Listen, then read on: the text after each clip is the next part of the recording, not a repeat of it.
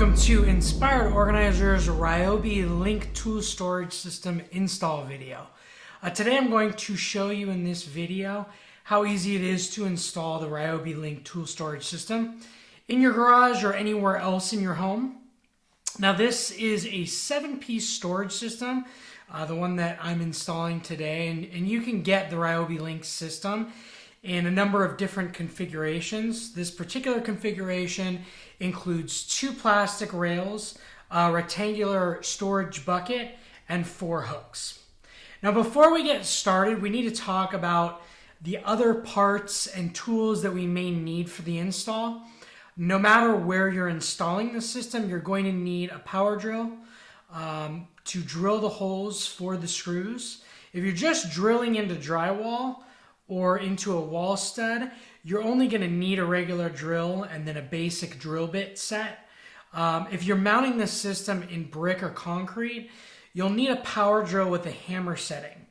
Now this hammer setting adds a kind of back and forth motion to the typical circular motion of a regular drill to help extract the brick or concrete from the hole. You're also going to need masonry bits if you're drilling into brick or concrete.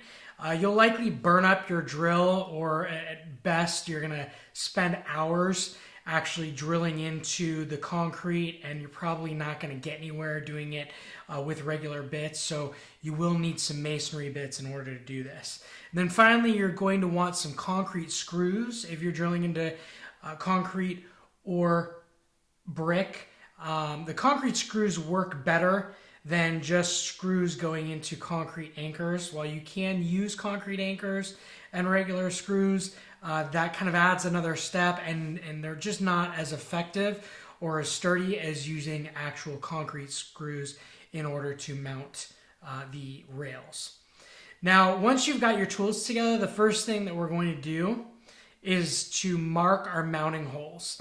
Make sure when you're doing this that you use a level so you don't end up with that dreaded leaning rail of tools. Once you've marked your holes, you need to determine what the rail screws are going to be screwing into.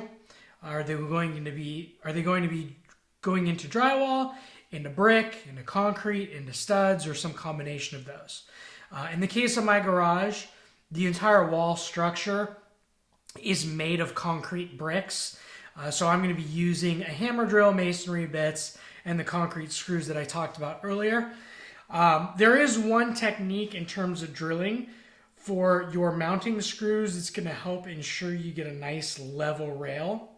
Drill that first hole at the top of the rail, install the screw, and then put the level on the rail and align it with the other holes. If it's level, mount the top screw at the other end of the rail, and then verify again that that rail is level once both of those screws are in. And then you can go forward with drilling the remaining holes. Once all of your screws are in, all that's left to do is to drop your hooks in place.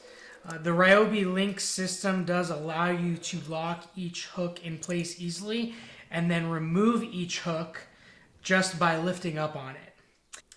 Thank you for watching Inspired Organizer's Ryobi Link Tool System install video.